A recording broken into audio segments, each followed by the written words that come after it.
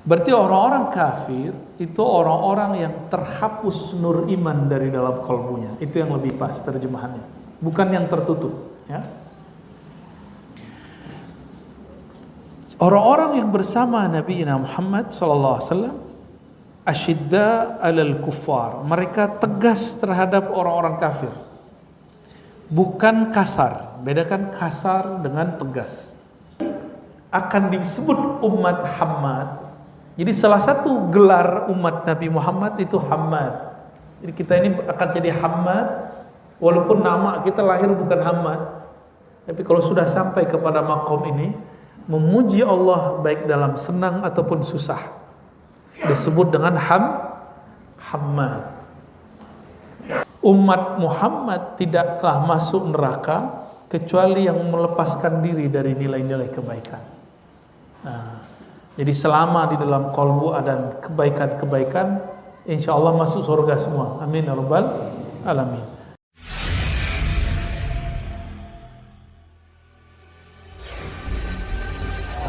Assalamualaikum warahmatullahi wabarakatuh. Sebelumnya kita membahas tentang kekhususan umum umat Nabi Muhammad SAW, bahwa keutamaan pada umat ini baik yang awal ataupun akhirnya hampir sama. Lalu sampai di nomor 11, wujudu qabri Nabi Muhammad SAW bitta'yin. Satu-satunya kubur yang diketahui secara pasti dan jelas itu kuburan Nabi Muhammad SAW. Selain beliau, semua kuburan dipersoalkan.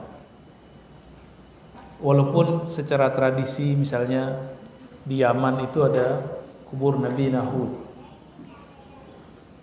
cuma tetap ada yang mempersoalkan.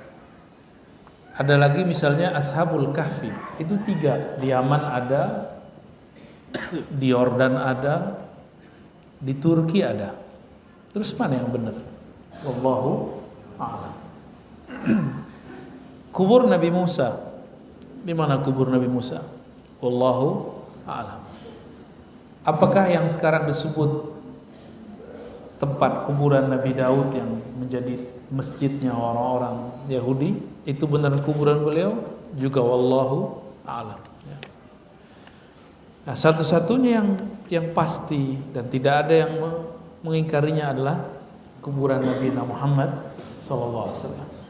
Tiba-tiba kok ada namanya Syekh Albani memfatwakan keluarkan kuburan Nabi dari masjid.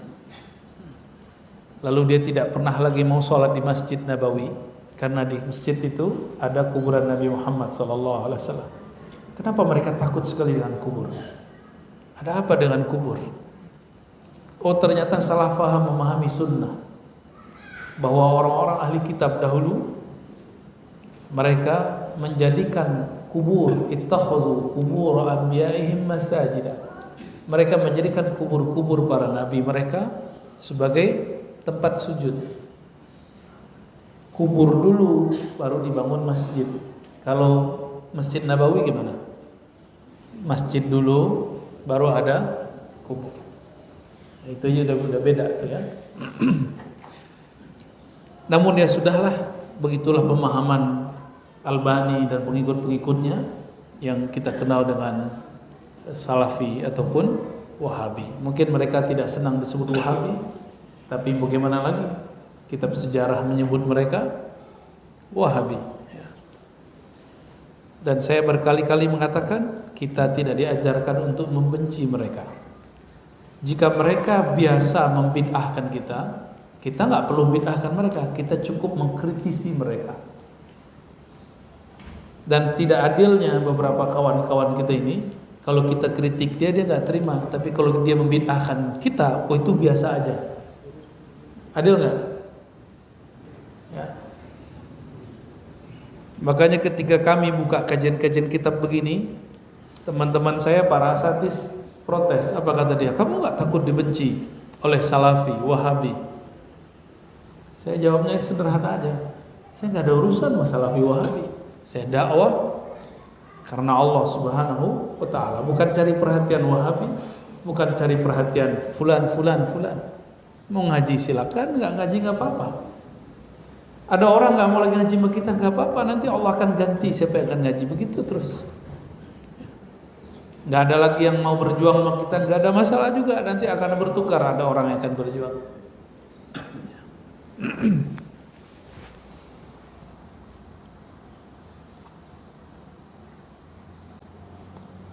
Kita masuk sekarang ke nomor 12.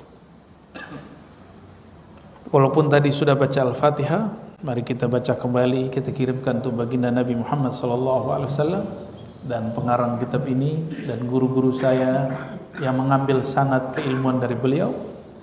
Beliaulah Abu Ya Sayyid Muhammad Alawi Al-Maliki Al-Makki. Al-Fatihah. Bismillah. Alhamdulillah alamin. Iyyaka na'budu wa iyyaka nasta'in. Shiratal ladzina an'amta 'alaihim.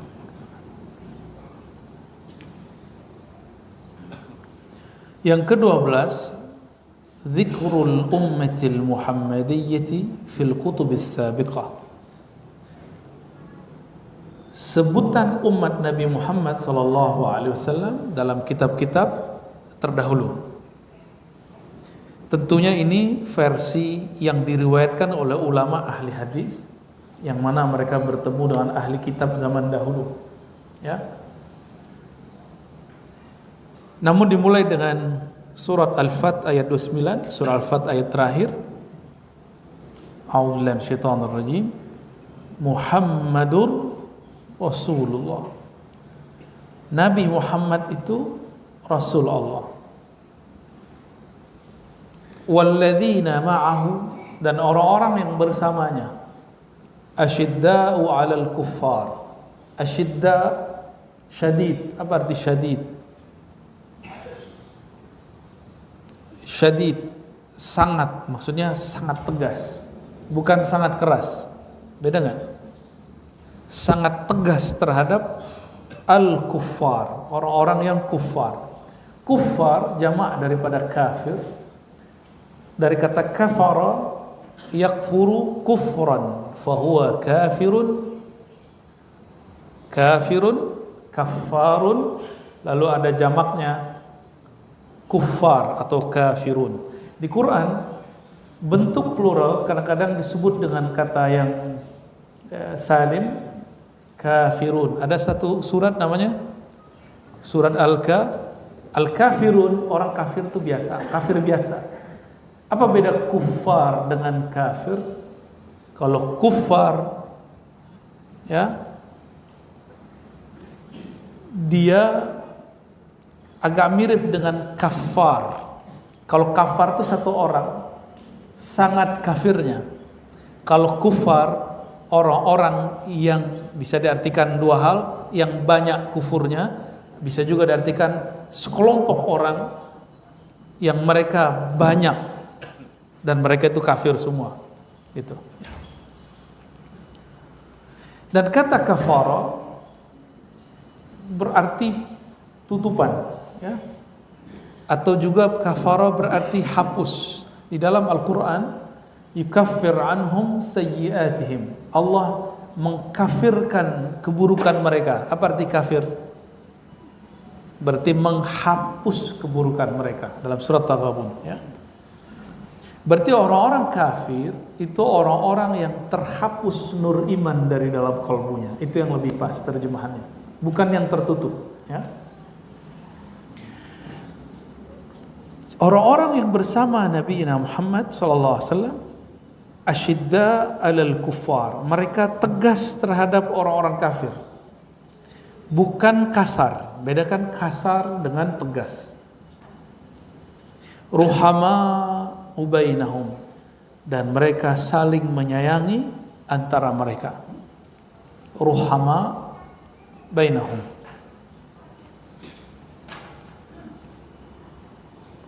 Kalau terjadi bencana, nanya dulu nggak, kamu muslim atau nggak muslim? Kalau orang kena bencana, hukum yang berlaku di situ bukan hukum iman, hukum din, tapi yang berlaku di situ namanya hukum insaniyah. Apa arti terjemahan insaniyah? Kemanusiaan, humanisme. Guru kami Al-Habib Ali Al-Jufri punya buku Al-Insaniyah Qabla Tadayyun, sisi kemanusiaan sebelum sikap beragama. Bedakan agama dengan sikap beragama. Dulu ada seorang kiai saya, kiai guru kita, dia menentang Habib Ali Al-Jufri karena nggak ngerti istilah insaniyah dan tadayyun. Apa-apa nih, emang nggak kuliah, tapi punya sanad. Saya ingetin, malah habis itu ngundang, habis itu malah nyerang saya. Ya. Tapi nggak apa-apa. Ya. Al-insaniyah, kemanusiaan sebelum sikap beragama. Kenapa? Al-insaniyah hiya haqiqatud din. Sisi kemanusiaan itu sebenarnya inti beragama. Jadi inti beragama itu sisi menjadikan orang benar-benar manusia. Itu inti manusia, inti daripada beragama. Jadi kalau boleh disebut ad-din qabla tadayyun. Ad-din di situ yaitu insaniyah. Hakikat agama sebelum sikap beragama. Tadayyun ini juga boleh artikan simbol, simbol agama. Jadi kita agak sedikit sedih dengan berita-berita kemarin yang dilebih-lebihkan masalah ya, bantuan-bantuan beda agama. Udah kasih aja ya. Dan kita menyarankan kalau ngasih bantuan gak usahlah pakai label-label. Ya, label masjid kah, label apa? Apalagi label agama sebelah, jangan usah. Katanya mau tulus, mau ikhlas. Cuma mohon difahami, kalau lembaga zakat itu perlu menyebutkan simbol-simbol. Karena mereka mau laporan kepada donaturnya. Gitu, ya. Akhirnya perang bendera, perang merek kemarin. Tapi saya memahaminya bukan perang, kita artikan itu fastabikul khairat, ya, berlomba-lomba dalam kebaikan. Tarahum ruk'an sujada. Engkau melihat mereka, umat Nabi Muhammad, orang-orang yang bersama Nabi Muhammad, ruk'a, mereka banyak sujudnya. Sujada, mereka doyan sujud. Untuk apa mereka ruku sujud? Yabtaghuna fadlan minallahi wa ridwana. Mereka hanya mencari fadlan, anugerah dari Allah, wa ridwana, dan keridhaannya. Ulama kita mengartikan ini dengan ilahi anta maksudi wa ridhaka matlubi, artinya sama. Allah kalau sudah ridho, apa aja maunya hamba dikasih nggak? Karena maunya hamba itu maunya Allah. Maunya hamba, yang membuat si hamba itu mau Allah juga. Itu ridho. Ya. Maka ridho itu boleh diartikan menerima kehendak kekasih, suka ataupun tidak suka. Itu disebut dengan ridho. Menikmati takdir yang buruk seperti takdir yang baik. Itu kalau belum ngalami nggak bisa Pak, nggak bisa cerita antum. Alamin aja dulu ya. Teorinya sih gampang ya.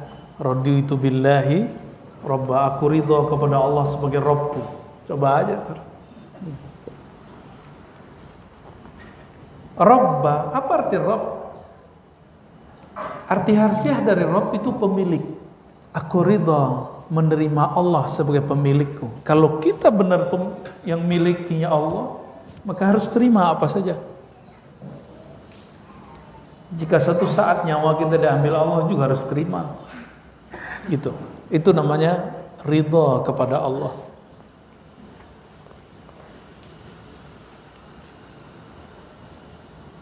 Simahum fi wujuhihim min athari sujud. Simahum, ada tanda pada wajah mereka. Wajah itu mana yang disebut wajah? Sesuatu bagian tubuh yang menghadap ke depan, itu disebut wajah. Nah, ini dia wajah. Ada tanda pada wajah mereka min di situ min sababiyah, karena atharis sujud, bekas sujud. Tapi asar juga berarti pengaruh sujud. Sujud itu pengaruhnya bukan hanya pada jidat. Jidat hitam boleh. Dia punya jidat hitam, kopiah hitam. Punya jidat hitam khair, gak ada masalah. Tapi yang paling bagus adalah ketika bekas asar daripada sujudnya itu ada pada diri kita. Orang sujud itu meninggi atau sombong? Sama. Ketipu ya. Pada ngantuk ya. Meninggi apa merendah? Orang sujud. Orang ruku itu simbol sembah. Sembah itu bahasa Melayu, itu artinya penghormatan. Coba lihat orang Jepang, orang Korea, itu kalau dia hormat banget sama orang depannya, nunduknya agak, bener ya? Sampai agak lurus gitu. Tapi kalau orangnya biasanya di bawah dong. Ya. Jadi ruku itu simbol penghormatan, sedangkan sujud simbol merendahkan diri di hadapan Allah SWT. Seandainya boleh sujud makhluk dengan makhluk, maka yang dibolehkan sujud adalah istri kepada suami. Di syariat Nabi Adam dulu di surga dibolehkan sujud, bahkan diperintahkan malaikat sujud kepada Nabi Adam. Ada ya? Itu sujud apa itu? Ahli tafsir beda pendapat, itu sujud penghormatan atau sujud hakiki. Saya mengatakan dua-duanya. Iya, penghormatan sujud hakiki, nggak usah ditafsir aneh-aneh. Karena dalam syariat ahli surga saat itu, sujud kepada orang yang di dalam dirinya ada nama Allah itu boleh. Itu ayatnya. Wa iz qulna lil malaikatis judu li Adam fasajadu. Lalu mereka sujud. Ini sujud hakiki. Karena sebenarnya dia tidak sujud kepada fisiknya Nabi Adam, tapi sujud kepada nama Allah yang ada pada diri Nabi Adam. Ini yang dikatakan oleh Imam Abul Abbas Al-Mursi, jika kekasih Allah disingkapkan hakikat dirinya, maka makhluk yang lain mengira dia itu Tuhan. Dia bukan Tuhan, tapi dikira dia Tuhan. Kenapa? Kekasih Allah dalam dirinya ada nama dan sifat-sifat Allah yang bercahaya.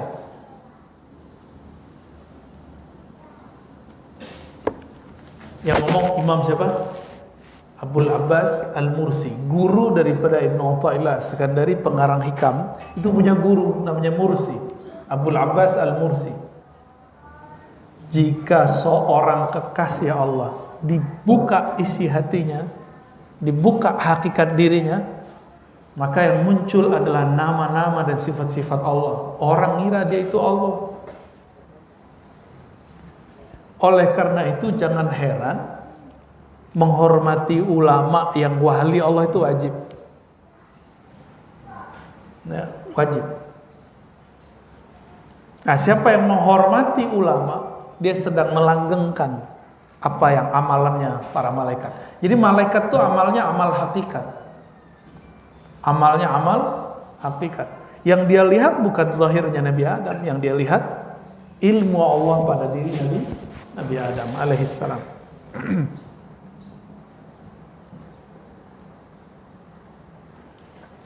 Kita kalau sujud ngarah ke mana? Ka'bah.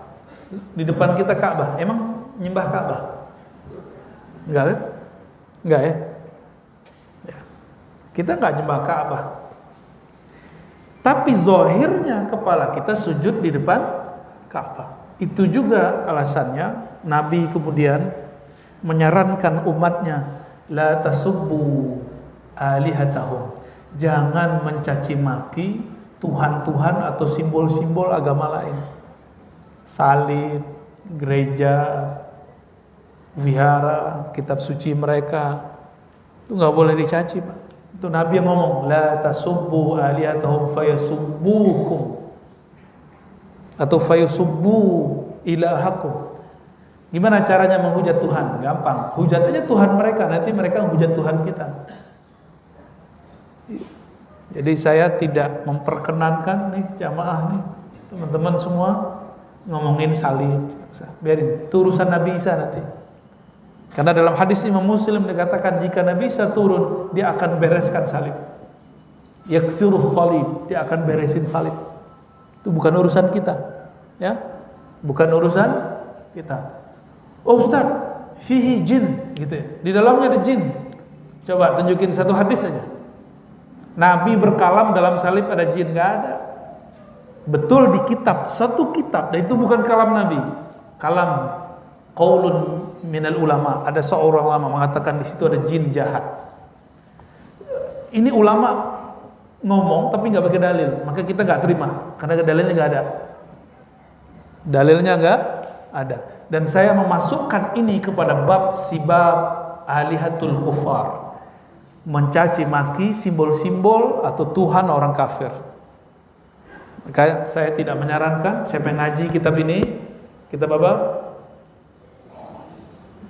Al-Khasais al-Ummah al-Muhammadiyah, boleh mengkritisi teologi agama lain, diskusi antar agama, tapi haram mencaci maki Tuhan orang lain.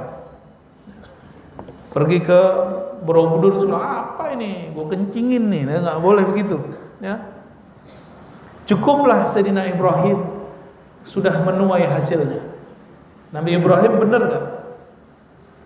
Ketika dia diadili, engkaukah yang menghancurkan semua berhala itu wahai Ibrahim? Jawabannya apa?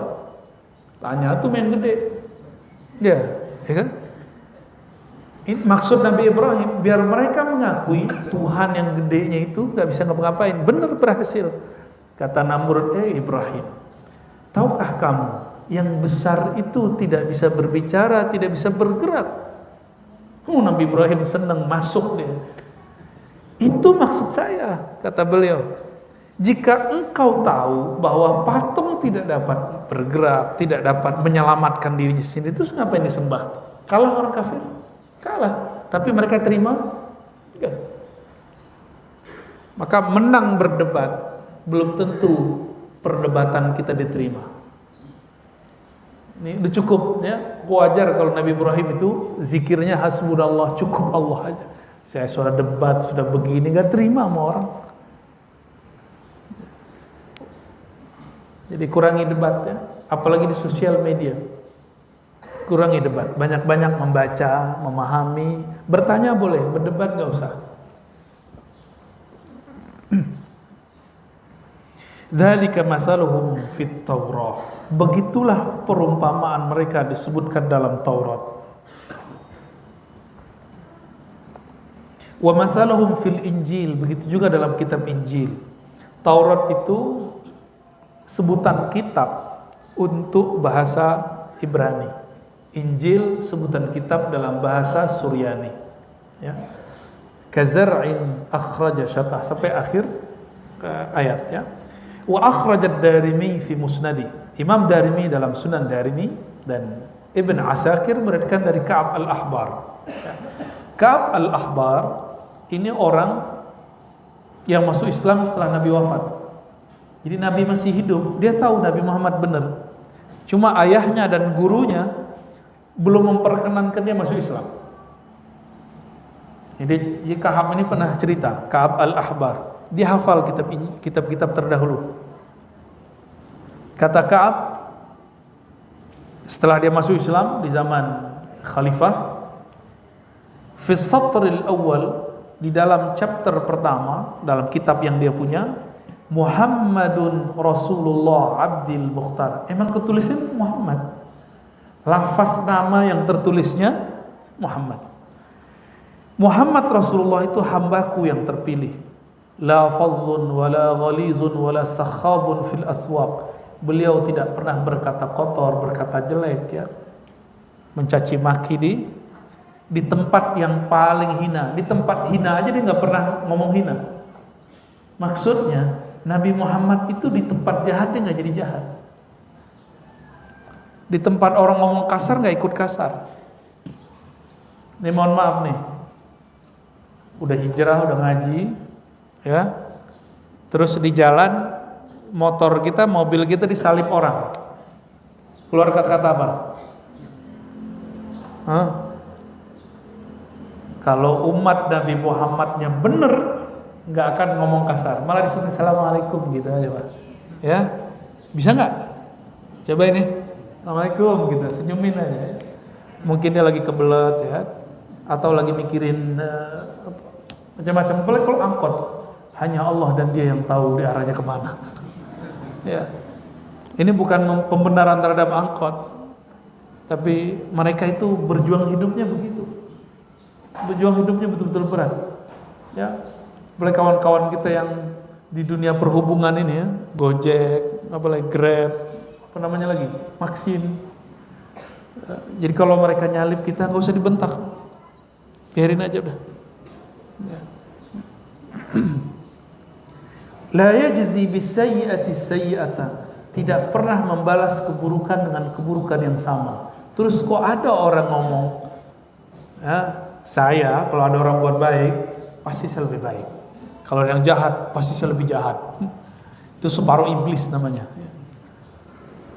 Kalau di dalamnya ada nur Nabi Muhammad SAW, dibalas. Kalau orang jahat sama kita kirimin Fatihah. Bukannya malah kemudian mengirim pakai hizib nasr, nggak usah. Baca hizib nasr dulu lah. Hizib nasr itu untuk perang, betul-betul head to head. Lah kok dibaca untuk sesama muslim?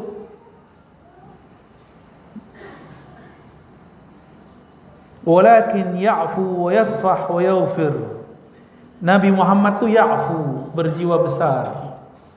Ya'fu itu berjiwa besar, dia memberi maafnya lebih banyak daripada menyimpan dendam. Udah nggak sempat benci, beliau tuh udah nggak sempat benci. Tapi beliau hanya satu yang saya kemudian perhatikan dalam riwayat-riwayat hadis. Ketika tidak ada yang menjaganya saat itu kecuali Allah dan keluarga-keluarganya, yaitu Sayyidina Hamzah. Sayyidina Hamzah dibunuh oleh Wahsy. Saat Wahsy masuk Islam, diterima syahadatnya, tapi beliau mengatakan, wahai Wahsy, Nabi Muhammad itu lebih feminim dari perempuan dalam bab perasaan, halus sekali. Mohon engkau duduk di belakang tembok, karena memandangmu membuat aku teringat pamanku. Bukan dendam, tapi sedih. Gitu. Nabi pernah begitu, tapi itu cuma beberapa waktu, nggak lama. Ini yang membuat Wahsy ketika masuk Islam, lalu Nabi wafat, dia kemudian kembali minum-minum. Di setiap kali dia stres, dia minum. Berkali-kali dijilid, kena hukum. Tapi karena Nabi pernah mendoakannya beberapa masa sebelum dia meninggal, ya, dia kemudian sadar. Abu Bakar As-Siddiq radhiyallahu anhu jadi khalifah. Dia mengatakan, wahai Abu Bakar, aku ingin berjuang bersamamu membunuh orang-orang yang mengingkari nubuat Nabi Muhammad dan berkhianat kepada Nabi Muhammad, namanya Musailamah. Ya. Ada nabi-nabi palsu, itu yang bunuh siapa? Wahsy. Maka Wahsy menebus kematian Sayyidina Hamzah dengan membunuh nabi palsu. Baru dia kemudian syahid fi sabilillah, ya. Mauliduhu bi Makkah wa hijratuhu bi Thayyibah. Tempat lahirnya di Mekah, hijrahnya di negeri Thayyibah. Jadi ternyata di kitab lama, kata Ka'ab al-Ahbar, Madinah itu namanya Thayyibah. Kalau Bapak main-main di Madinah, sesekali muter-muter, ada kampus namanya Jami'ah Thayyibah. Kampus Thayyibah.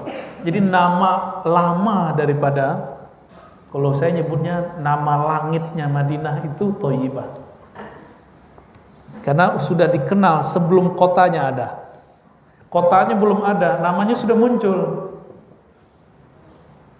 Jadi ada nama-nama yang itu namanya dari langit, sudah diturunkan. Kan jangan heran ya, salah satu ya nama-nama rohani itu berkaitan dengan tempat-tempat ya.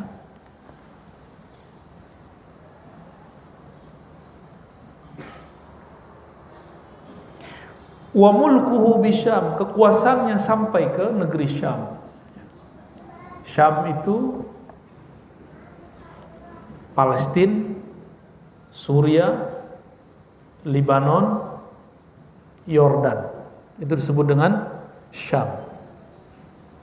Rasnya beda dengan ras Arab. Ya, mereka itu mirip sama Yahudi, wajahnya mirip dengan Yahudi, mukanya mirip Yahudi. Orang-orang Semit ya. Ibu kota Syam itu Dimashq, dalam bahasa Romawi Timur disebut Damaskus. Sampai sekarang disebut Damaskus, ya Damaskus. Wa fi satr tsani, nah di chapter 2 di kitab yang dia punya, kitabnya Al-Ka'b Al-Ahbar, Muhammadur Rasulullah. Tadi menceritakan beliau, sekarang menceritakan umatnya. Ummatuhu al-hammadun yahmaduna Allah fis sarra'i wad dharra. Umat Muhammad sallallahu alaihi wasallam itu umat yang disebut Hammad. Apa arti Hammad? Yang banyak memuji Allah. Disebut, nah, jadi kita ini akan disebut umat Hammad. Jadi salah satu gelar umat Nabi Muhammad itu Hammad. Jadi kita ini akan jadi Hammad, walaupun nama kita lahir bukan Hammad. Tapi kalau sudah sampai kepada makom ini, memuji Allah baik dalam senang ataupun susah, disebut dengan Hammad. Kalau naik nggak boleh ngeluh, takbir, Allahu Akbar. Jadi dulu takbir itu bukan untuk bentak orang. Takbir itu dulu untuk berjuang, naik. Hatta cuma naik tempat yang tinggi bertakbir. Apalagi sedang menaiki emosi. Ya. Ru'atus syams, mereka selalu memperhatikan pergerakan matahari. Yusalluna as-salata idza jaa waqtuha. Mereka salat jika datang waktunya. Ada yang unik dari umat Nabi Muhammad SAW. Seharusnya umat Nabi Muhammad itu paling maju harusnya. Salat berapa kali sehari? Sehari semalam? Berapa kali yang wajib? 5, benar. Jangan lupa lagi. Dan kita kerjain, benar gak? Kita kerjain, besok diulang lagi, besok diulang lagi. Berarti agama ini mengajarkan satu hal yang disebut istiqomah. Kalau bahasa orang-orang hari ini disiplin. Dan yang saya tahu dari orang-orang sukses, orang sukses itu bukan karena pinter aja, bukan karena dia anak orang kaya punya modal banyak, tapi karena dia disiplin. Benar gak? Seharusnya umat Nabi Muhammad orang-orang yang sukses. Kenapa? Karena mereka sudah diajarkan disiplin lewat salat. Walau kanu ala ra'si kunasa, meskipun mereka berada di atas tempat pembersih, maksudnya kotoran, misal boleh diartikan sampah ya. Wa ya'taziruna ala awsatihim, mereka suka pakai sarung. Nah, yang pakai celana sesekali pakai sarung ya. Saya dua-dua Pak, saya pakai celana juga pakai sarung. Kebetulan hari ini moodnya pakai, dari malam tadi moodnya pakai celana sama gamis. Tapi hari-hari Bapak sudah lihat saya suka pakai sarung ya. Kalau enggak lah masalah sama istri, saya ke mall tuh pakai sarung Pak. Cuma dia maunya suaminya agak keren dikit kalau ke mall. Akhirnya kita pakailah baju-baju kaos, baju celana biasa. Ya'taziruna ala awsatihim wa yuwaddi'una atrafahum wa aswatuhum bil-laili fi jawis sama' ka aswatin nahl. Jadi mereka suka pakai sarung, bukan cingkrang. Ya, bukan celana jingkrang, sarung, Pak. Jadi walaupun agak risih nih pakai celana, pakai sarung, sesekali lah. Sehari itu sholat sekali aja pakai sarung. Ya, mulai ngamalin sunnah pakai sarung ya. Jadi yang sunnah itu sarung jingkrang, bukan celana jingkrang. Itu baru sahih. Ya. Jadi kalau mereka nih yang pakai celana jingkrang, pakai sarung, saya bilang asabta sunnah ya akhi. Oh. Iya. Wa yuwaddi'una atrafahum, mereka berwudu. Kalimat ini disebut atraf, anggota, ujung-ujung anggota. Enggak disebutkan dalam kitab terdahulu cara wudunya. Baru turun surah Al-Maidah ditunjukkan gimana cara wudunya. Aswatuhum bil-laili fi jawis sama' ka aswatin nahl. Mereka itu malam hari suaranya seperti suara nahl. Nahl itu artinya apa? Lebah. Lebah udah pernah dengar? Ngapain mereka? Wiridan. Mereka baca Quran. Mereka zikiran. Maka Nabi mengatakan, "Autiru ya ahlul Quran." Walaupun kita enggak hafiz 30 juz, Nabi mengatakan, berwitirlah wahai keluarga Quran. Mau disebut keluarga Quran? Witir. Orang kalau sholat witir malam hari, pakai ayat nggak? Minimal keluarga kulhu sama kuliah, ya kan? Lumayan. Lumayan itu. Kulhu antum baca 3 kali, nilainya udah sama kayak Quran. Nah, coba mulai.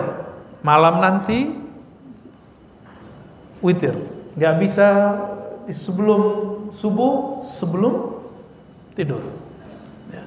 Nggak bisa di akhir malam, tengah malam. Nggak bisa di awal malam.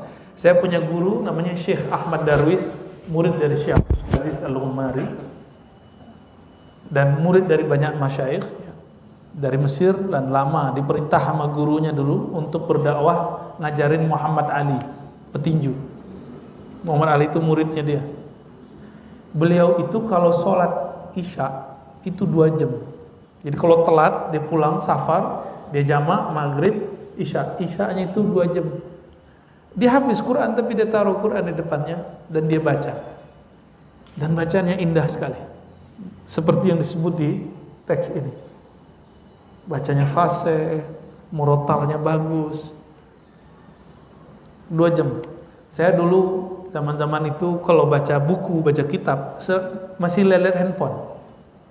Habis dia sholat, diajarin saya, kamu itu kalau baca, belajar, jangan ada pengganggu seperti handphone. Ini yang saya kenang dari beliau ya.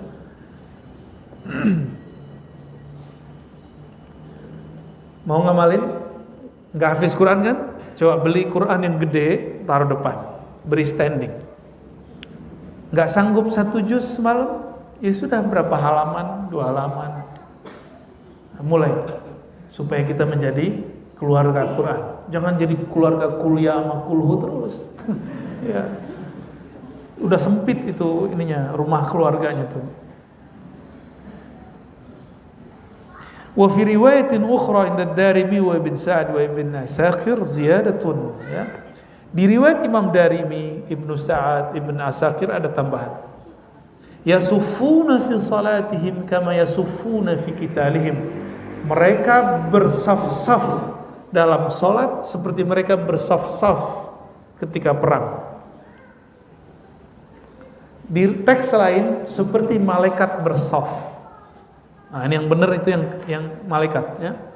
Jadi kalau kita salat itu bersaf. Di langit malaikat juga sedang bersaf-saf. Dawiyuhum fi masajidihim kadawin nahli yusma'u munadihim fi jawis sama. Artinya sama dengan tadi, suaranya seperti suara lebah.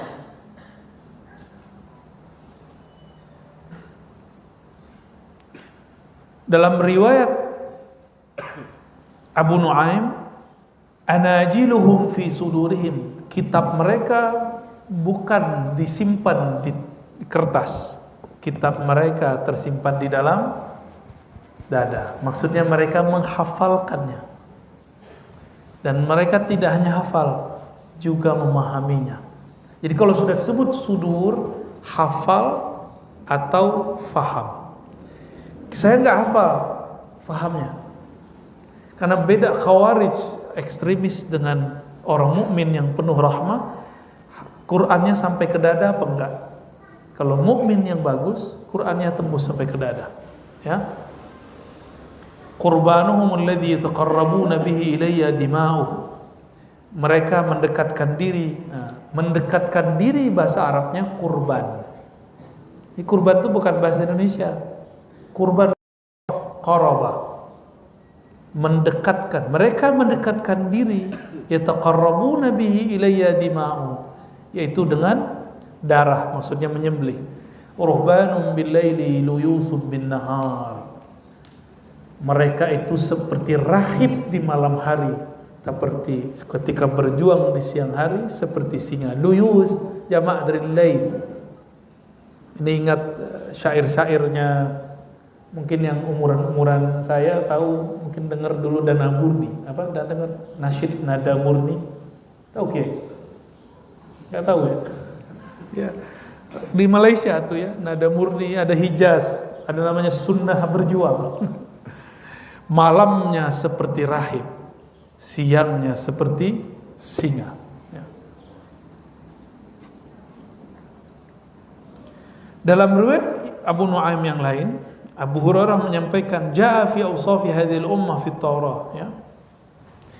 Di dalam kitab Taurat, sifat umat ini, annahumul akhiruna as-sabiqun. Umat ini disebut akhir tapi terdahulu. Jadi kita ini akhirun sabikun.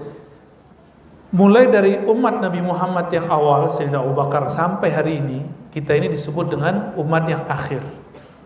Tapi khusus yang ngaji siang ini dan siapapun yang hidup di masa ini, kita terkumpul benar-benar akhir, tetapi secara martabat kita ini sabikun. Sabikun artinya yang didahulukan. Ya. Nanti di akhirat, kalau para nabi mengumpul, ini barisan Nabi Muhammad paling depan, Nabi Muhammad belakangnya umatnya, baru nabi yang lain. Berarti kita ini nanti belakangin nabi-nabi yang lain. Nah, itu yang disebut sabiqun. Terakhir dikeluarkan, diutus, terakhir dimunculkan di dunia, tapi nanti di padang mahsyar kita di saf depan, belakangnya baru para nabi. Umur pendek tapi penghargaannya paling besar. Kenapa umur umat Nabi Muhammad pendek-pendek? Karena ujiannya lebih panjang. Semua masalah yang ada di zaman terdahulu ada sekarang. Coba, apa maksiat yang dulu ada di zaman dulu? Maksiat zaman Nabi Lut apa? Sekarang ada?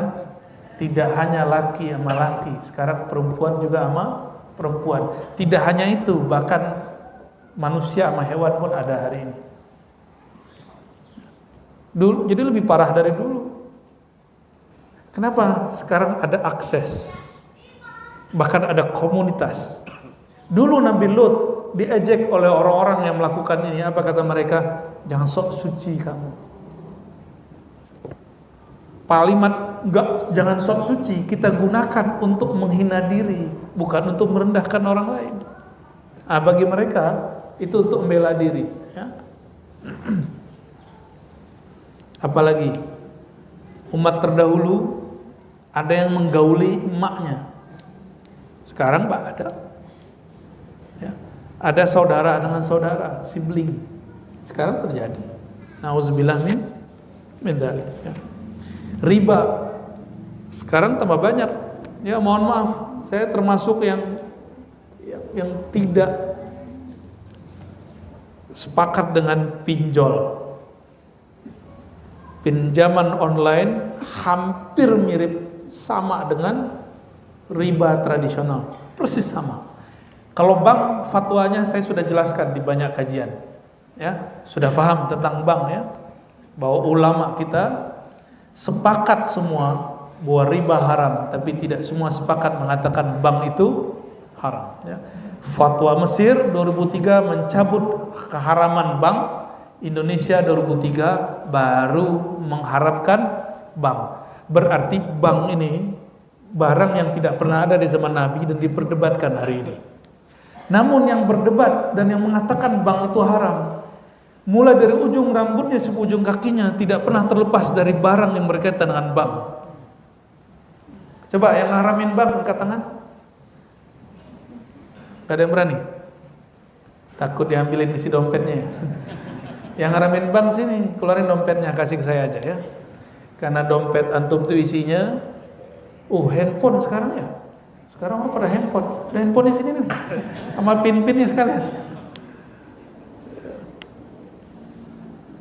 Karena nggak mengerti usul dengan baik, usul fikih dengan baik, orang kemudian membabi buta mengharamkan sesuatu yang belum tentu haram.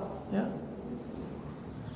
Lalu difitnahlah kita menghalalkan riba, kan konyol. Siapa yang berani menghalalkan yang Allah haramkan? Nggak ada. Kalau Allah sudah katakan haram, titik, selesai. Kecuali dalam bab penafsiran itu beda cerita. Al-mustajibun al-mustajab lahum, yang menerima panggilan dan yang diterima seruannya itu umat Nabi Muhammad sallallahu alaihi wasallam. Anajiluhum fi sudurihim yaqra'unahu zahiran. Quran mereka, kitab suci mereka disebut di teks Injil mereka. Dulu mereka menyebutnya Bible. Ya. Kitab mereka ada di dada mereka, yaqra'una zahiran. Mereka membacanya secara zahir, di luar kepala maksudnya. Ya'kuluna al-fai. Umat terdahulu enggak boleh makan harta rampasan tanpa perang ataupun lewat perang. Tapi umat ini boleh. Tapi muncul ajaran ekstrim, cuma karena beda faham, dia ngerampok di swalayan, ngerampok di toko emas, dan dikatakan ini fai. Fai itu artinya rampasan tanpa perang. Ini konyol, bukan? Ada dijadiin untuk perang kemarin ya, latihan perang dia. Alhamdulillah sudah ketangkap. Yaj'aluna as-sadaqata fi butunihim yu'jaruna 'alaiha idza hamma 'aluhum bihasanatin falam ya'malha kutibat lahu hasanatun wahidah. Ya, udah panjang ini. Jadi di kitab-kitab terdahulu ciri-ciri umat Nabi Muhammad SAW sangat-sangat banyak. Ini mau dibacain semua gimana nih Kiai? Kelamaan ya.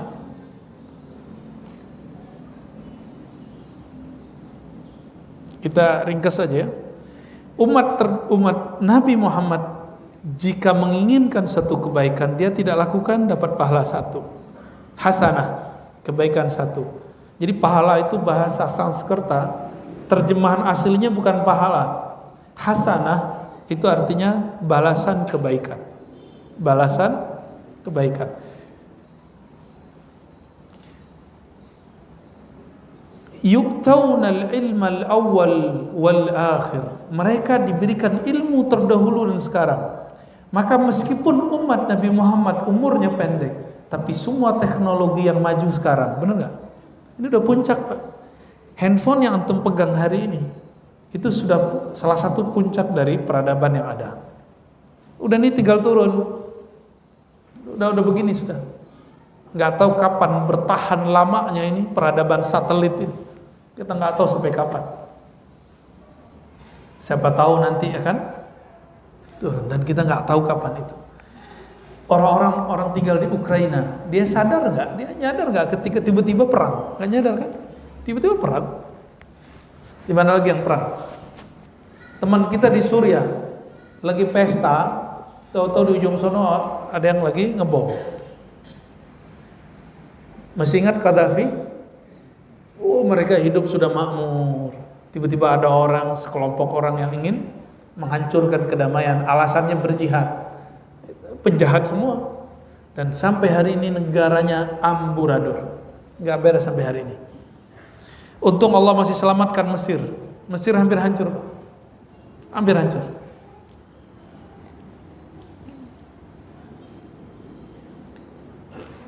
Ilmu terdahulu dan ilmu orang akhir. Orang terdahulu ilmunya ilmu hakikat.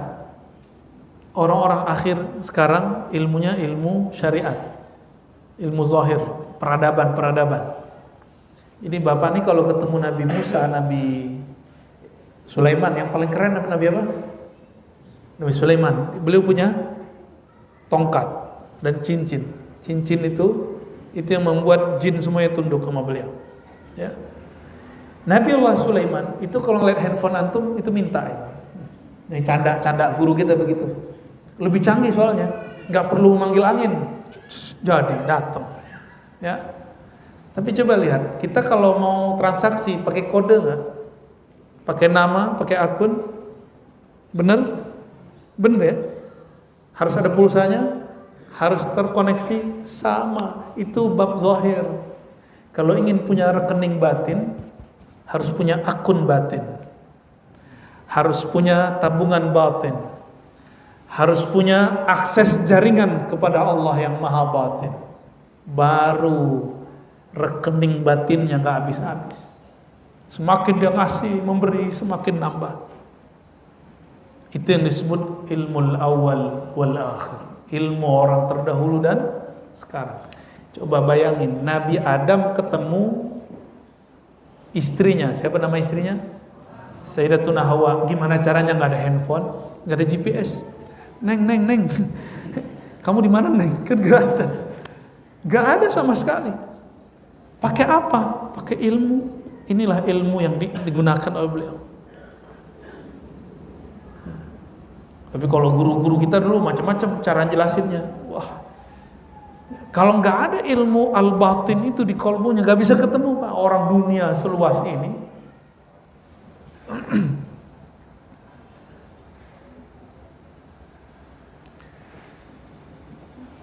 Ngidupin mobil, ya. Harus ada kuncinya, benar? Sama-sama merek Toyota, beda kunci. Bisa hidup nggak? Nggak bisa. Kenapa? Ada code-nya, ada codingnya di situ. Nabi Sulaiman panggil angin, itu ada codingnya. Ada kode yang dia baca, ada nama yang dia panggil. Seperti Nabi memanggil pohon-pohon kurma supaya datang. Namanya siapa Pak? Pak Budi. Kalau saya panggil Ibut, nggak nyahut kan? Nggak nyahut. Bud, Ibut, nggak nyahut. Nama saya Budi kok, gitu.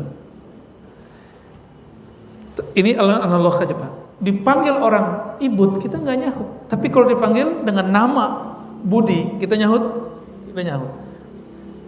Kira-kira Nabi Sulaiman bisa manggil angin? Gimana caranya? Karena dia tahu siapa itu angin, apa namanya, dia ngerti semua. Ilmu coding sekarang namanya, sehingga bisa mengendalikan alam. Itu pesawat, kalau nggak ngerti coding itu gimana? Nggak bisa. Ya. Tapi hari ini orang mulai mengingkari ilmu-ilmu itu. Mau buat aplikasi, mau buat virus sama antivirus, pakai coding itu nggak? Pakai. Mulai dari angka huruf. Itulah dahsyatnya kekuatan angka. Ya. Hebat kekuatan angka itu. Angka huruf. Maka ketika Allah menurunkan satu ayat cuma dengan 2 huruf, ha mim, atau 3 huruf, alif lam mim, itu simbol-simbol alam semesta. Simbol-simbol itu ilmu orang-orang terdahulu. Fayaqtuluna quruna ad-dalalati wal masih ad-dajjal. Mereka berperang, ya, melawan tanduk-tanduk kesesatan dan masih ad-dajjal, ya. Kalau orang-orang Kristen nyebutnya antikris. Kalau dalam ilmu sosiologi disebut Mesiah. Ya. Mesiah ini paling dekat dengan istilah bahasa Arabnya Al-Masih.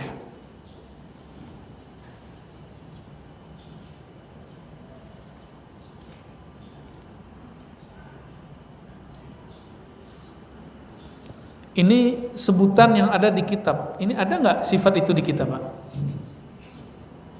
Yang barusan dibaca itu. Akhirun sabikun, mustajibun mustajab. ya, Qur'annya di dada mereka meskipun kulhu sama kuliah ya. Ini ada lagi nih, mungkin bagian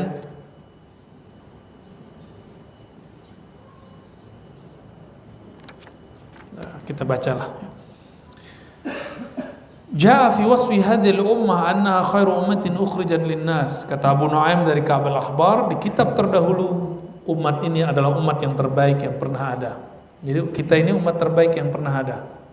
Fasilitasnya, zamannya, apalagi karakternya satu. Nah, ini semoga nih ada di kita nih. Satu, ya'muruna bil ma'ruf, mereka mengajak kepada yang ma'ruf. Ma'ruf itu pantas. Amar ma'ruf nahi mungkar bukan dengan mendatangkan kemungkaran baru, bukan dengan membentak, bukan dengan kata-kata kasar, bukan dengan menyakiti orang. Amar ma'ruf, ma'ruf artinya sesuatu yang pantas, yang layak ya. Nahi mungkar menolak yang tidak dikenal kebaikannya. Yu'minuna bil kitabil awwal akhir. Ciri kedua umat Nabi Muhammad dalam kitab terdahulu, mereka percaya kepada kitab-kitab terdahulu dan sampai terakhir. Percaya semua? Kalau yang pertama masuk gak? Mengajak kepada yang ma'ruf, melarang dari yang mungkar. Moga masuk ya. Yang ketiga, jika mereka berkehendak melakukan sesuatu, qalu insyaallah. Mereka mengatakan insya Allah, nggak ada kata pasti. Yang ada cuma insya. Apa makna insya Allah? In, jika sya'a menghendaki Allah, jika Allah menghendaki dengan masyiahnya, qudrat iradatnya. Itu ya. As-sa'idu lahum tuhurun wal ardu lahum masjidun. Jangankan air, debu-debu yang menempel di bumi, di tanah, di tembok, semuanya suci untuk mereka. Benar ya? Suci nggak buat kita? Coba diperhatikan Bapak Ibu, saudara-saudari yang karena Allah. Kalau air nggak ada, kita tayamum. Tayamum itu bersuci sebagai pengganti air. Di mananya suci? Debu kita ambil, kita lap, ini. Itu tambah bersih atau tambah kotor? Harusnya tambah kotor dong. Ternyata Allah itu menjadikan tayamum itu bukan kebersihannya yang dicari, tapi kepatuhannya. Bapak kentut, ada yang nggak bisa kentut? Oh gawat tuh, kentut. Tapi yang dicuci, enggak. Nyambung kata Sayyidina Ali karamallahu wajhah dalam Sahih Bukhari. Ini bukti agama ini tidak dibangun atas akal-akalan, tapi dibangun berdasarkan wahyu kepatuhan. Ya. Wal ardu lahum masjidun. Hamparan bumi bagi umat Nabi Muhammad boleh dijadikan tempat sholat. Ini bedanya kita dengan umat lain. Umat lain dia sholat mesti di tempat ibadahnya. Kalau kita sholat di mana aja boleh, yang penting tempatnya tidak najis ya. Bahkan Nabi Muhammad SAW pernah sholat di kandang domba. Jadi dia bersihkan sedikit kira-kira nggak ada kotorannya, itu tempat bau dan beliau sholat di situ. Gimana? Udah begitu belum? Belum ya? Bumi hamparan menjadi tempat sujud. Gimana Pak? Belum ya? Wal ardu lahum masjidun ghurrun muhajjalun min atharil wudu. Mereka ini terang anggota tubuhnya karena bekas wudu. Nah, ini yang bisa lihat ahli ma'rifat. Tapi secara zahir, ciri-ciri ahli wudu, mereka suka bersih. Ahli wudu itu bukan orang yang wudunya lama. Wudu lama itu berarti kena setan, namanya walhan. Udah wudu kayaknya ulang lagi. Ini setiap wudu kotor. Nabi itu wudu sederhana sekali, bisa dengan air sedikit. Dan Nabi kalau wudu, karena dulu tidak ada keran, ada yang nuangin, terus ada tempat nampung, lalu Nabi ngambil dikit-dikit, dikeluarin tangan, kepala, satu-satu. Jadi air segini muat cukup. Kalau kita gimana? Mesti Ya, maka di luar negeri di barat, orang Indonesia kalau sholat Jumat pasti airnya luber kemana-mana dan itu masjid langsung tekor. Bayar airnya kemahalan. Nah, ini tips, walaupun kita di negeri yang banyak air, kata Nabi, iqtasid walau kunta fi nahrin jarin. Hendaklah kamu hemat air meskipun di tempat yang ada air mengalir, di sungai. Jadi nanti kalau berwudu di bawah, coba praktekin. Bukanya dikit kecil, jangan gede-gede. Kayaknya harus ada inovasi, Kiai. Wudu itu nggak boleh buka banyak-banyak. Jadi kalau dibuka airnya kecil aja. Gitu. Khusus tempat wudu, kalau tempat bersuci lain digedein. Bisa nggak begitu? Protes ya? Nggak seru nih masjid sini gitu ya. Berarti ngaji fikihnya kita belum beres. Ngaji fikihnya kita nggak beres. Nah, mulai pagi ini saya berharap siapapun yang hadir di majelis ini ataupun yang mendengarkan kajian ini coba mulai berwudu dengan cara yang hemat. Karena kita ini muak males mati-matiin nutup bukanya dikit ya bukanya. Itu air kalau kita biarin air bersih nggak? Tapi masuknya ke solokan itu air bersih. Jika ada 100 orang berpikir nggak apa-apa, berarti hari itu sudah berapa kubik keluar. Jika yang mampir di masjid ini, karena ini masjid tepi jalan, ada 1000 orang, bisa dibayangkan. Wajar kalau kemudian Jakarta sekarang air di bawahnya fluktuatif, bisa sedikit, ya. Katanya Jakarta sekarang sudah mulai turun, tanahnya sudah mulai turun. Di Semenanjung Malaysia sudah nggak boleh orang buat sumur. Takut amblas. Nah, Jakarta kan sudah bagian-bagian utara itu rumah-rumah sudah mulai jauh di bawah jalan. Ya. Mau ya ngamalin sunnah ala Nabi. Cuma Nabi kalau wudu kan enak, Pak. Nabi kalau wudu bekas wudunya direbutin orang. Masih ingat riwayatnya?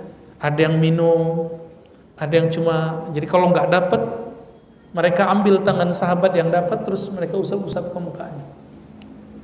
Begitu mereka mengambil keberkahan wudu Nabi. Tapi kalau air wudu saya jangan. Air wudu saya itu isinya dosa semua. Kalau air wudu Nabi pernah dosa nggak? Pernah iri? Pernah dengki? Bahkan Nabi ketika syahwat pun syahwatnya dengan rohaninya, bukan dengan syahwat kebinatangan seperti kita. Maka Nabi Muhammad SAW ketika beliau berwudu itu nur dibilas dengan nur. Maka itu tetes airnya itu cahaya semua. Maka sahabat itu membolehkan selalu meminta air ini, air wudu. Ada seorang sahabat datang dibawa oleh kakaknya, dia masih kecil, sakit kepala. Nabi wudu, bekas wudunya Nabi percikin. Semenjak saat itu dia nggak pernah sakit kepala lagi, dan kepala yang dipegang itu nggak pernah beruban. Itu mukjizat tangan baginda Nabi Muhammad SAW. Jadi Nabi kalau mercikin begitu, itu yang hilang kepalanya pas sakitnya. Berarti penyakit ini makhluk. Ketika Nabi usir dengan cara begitu, dia malu untuk datang kembali. Jadi penyakit itu makhluk. Penyakit makhluk, sehat makhluk semua itu. Nah, ketika Nabi begini, itu simbol beliau ngusir makhluk yang bernama penyakit dari tubuh orang itu. Ini sahabat udah nggak pernah lagi sampai tuanya nggak pernah sakit kepala. Makanya dia nggak jarang, udah nggak berubah. Beda sama kita ya. Selama ini mohon maaf nih perspektif kedokteran, penyakit itu mungkin gejala psikis, fisik misalnya. Sekarang sudah mulai ada kesadaran faktornya dipicu oleh psikis. Tapi dalam ilmu kerohanian, ilmu akidah, penyakit itu makhluk. Tubuh ini jauhar, jisim, dan di situ ada sifat dan arad. Arad itu sesuatu yang nempel pada zat. Penyakit itu sesuatu yang nempel. Nah, Nabi ketika usir dia nggak mau berani, dia balik. Itu Nabi Muhammad. Di zaman Imam Ahmad ada seorang laki-laki datang ke Rasulullah, bapak-bapak mengatakan, wahai Rasulullah, putriku kesurupan. Wahai Ahmad, ya, Imam Ahmad, ya Aba Abdillah Ahmad bin Hambal, putriku kesurupan. Lalu Imam Ahmad kasih sendalnya, saya lagi sibuk bantuin ibu saya nih, sendal coba giniin ke kepalanya, bukan digumplang Pak, gini dong. Benar dia pulang, cuma dipukul sedikit di kepala si putri yang sedang kesurupan, dia langsung sembuh. Tahun 241 Imam Ahmad meninggal, perempuan itu kembali kesurupan. Karena penyakit kesurupannya belum hilang. Dia cuma pergi sebentar menghormati Imam Ahmad bin Hambal. Ketika diruqyah penyakitnya ditanya, kamu kenapa tidak takut lagi dengan sendal Imam Ahmad? Apa jawaban si jinnya? Si Ahmad sudah meninggal. Kalau Nabi Muhammad pernah meninggal gak? Secara fisik beliau meninggal, tapi ruhnya kita salamin balik. Ya. Wah, udah lewat jam 9 nih. Ini penting, kita lanjut aja. Ummatun marhumatun du'afa. Mereka umat yang disayangi, mereka umat yang lemah. Betul kita lemah ya. Nabi Adam tingginya setinggi pohon kelapa. Satu langkahnya sama dengan kita 100 langkah. Belum lari 100 langkah, kita gimana Pak? Kita lari bentar udah ngos-ngosan ya. Naik tangga begitu ngos-ngosan ya. Yu'taunal kitab istafaituhum faminhum zalimun li nafsihi wa minhum muqtasidun wa minhum sabiqun lil khairat. Mereka diberikan Alkitab, itu Al-Qur'an. Aku milih mereka, di antara mereka ada yang zalim kepada dirinya, ada yang sedang, ada yang berlomba kepada kebaikan. La yadkhulun nar minhum illa man bari'a minal hasanat misla ma bari'al hajar min wariqis syajar. Umat Muhammad tidaklah masuk neraka kecuali yang melepaskan diri dari nilai-nilai kebaikan. Nah, jadi selama di dalam qalbu ada kebaikan-kebaikan, insya Allah masuk surga semua. Amin ya rabbal alamin. Wah, masih banyak Pak. Kita lanjutkan bulan depan aja lah ya. Insya Allah ya. Baik, sampai di sini. Barangkali ada yang mau didiskusikan, silakan.